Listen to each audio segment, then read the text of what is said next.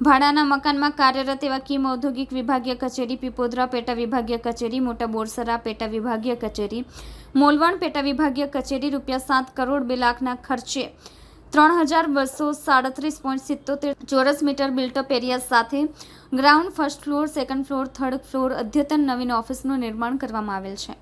ભાડાના મકાનમાં કાર્યરત એવા કડોદરા 1 પેટા વિભાગીય કચેરી તથા કડોદરા ઔદ્યોગિક પેટા વિભાગીય કચેરી ₹1 કરોડ 91 લાખના ખર્ચે 781.76 ચોરસ મીટર બિલ્ડઅપ એરિયા સાથે ગ્રાઉન્ડ પ્લસ ફર્સ્ટ ફ્લોર અદ્યતન નવીન ઓફિસનું નિર્માણ કરવામાં આવેલ છે.